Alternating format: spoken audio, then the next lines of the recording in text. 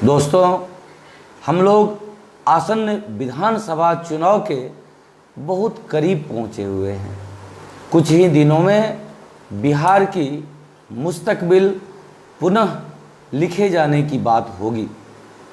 कौन बिहार के कमान को संभालकर बिहार को विकास की ओर ले जाएंगे या पुनः बिहार में बर्बादी का बहार ही लागू रहेगा, यह समय अब कुछ ही दिनों में आने वाला है। लेकिन दोस्तों, आज जिस पर मैं चर्चा करने वाला हूं वह बहुत ही माकूल प्रश्न है कि क्या आज़ादी के 74 वर्षों बाद भी हम लोकतांत्रिक रूप से सचमुच आज़ाद हो पाए हैं। मुझे तो नहीं लगता, क्योंकि आज के परिदृश्य में भी आपने देखा होगा कि जब जनता कोरोना के समय कराह रही थी, जब हमारा पूर्णिया वाटर लॉक्ड होकर के भयाक्रांत स्थिति में हृदय विदारक पीड़ा में करा रही थी, तब हमारे माननीय लोग या तो पटना का चक्कर लगा रहे थे, या तो दिल्ली का चक्कर लगा रहे थे, या फिर शिलान्यास या फोटो शूट में व्यस्त थे। कारण ये कि आज वर्तमान स्थिति में जब पूरा बिहार आक्रांत था, बिहार के लगभग 18-20 जिलों में बाढ़ और बरसात की पानी ने कोहराम मचा रखा था। एक तरफ कोरोना ने कोहराम मचा रखा है। उस विपदापूर्ण स्थिति में, इतना भयावह स्थिति में भी जनप्रतिनिधियों ने जन सरोकार दिखाने के बजाय, जन समस्याओं में अपनी भागीदारी दिखाने के बजाय पटना और दिल्ली में टिकटों की चमचई दिखाना ज़्यादा जरूरी समझा। बड़ा दर्दनाक विषय है ये।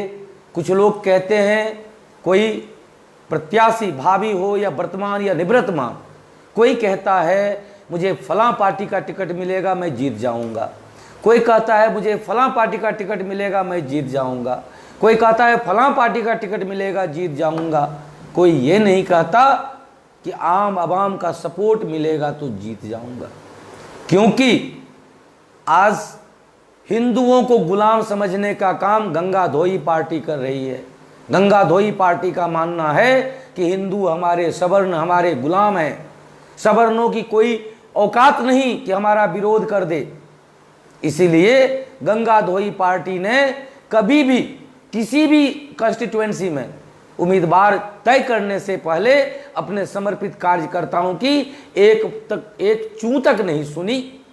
उनकी भावनाओं को कभी समझने का कोशिश ही नहीं किया। बस जिसके सूटकेस में वजन देखा उसे पटना और दिल्ली से टिकट दे दिया गया। दूसरे तरफ हमारे मुस्लिम भाई बहनों को गुलाम समझने का काम या तो आरजेडी कर रही हैं या फिर कांग्रेस पार्टी कर रही है।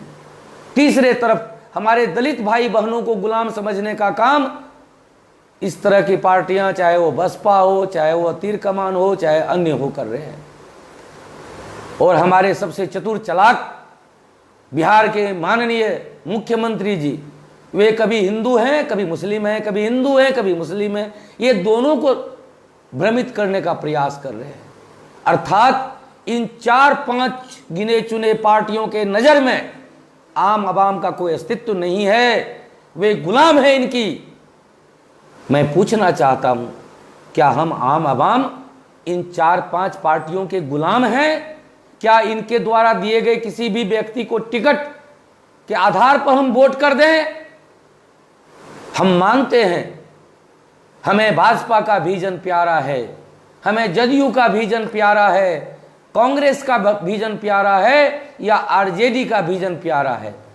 हो सकता है आप सपोर्टर हैं, लेकिन मैं आप तमाम दोस्तों से पूछना चाहता हूं कि जिसे भाजपा का विजन प्यारा है, क्या भाजपा टिकट देने से पहले अपने समर्थकों से पूछती है कि हम इन्हें टिकट दें या नहीं, या योग्य प्रत्याशी हैं या नहीं?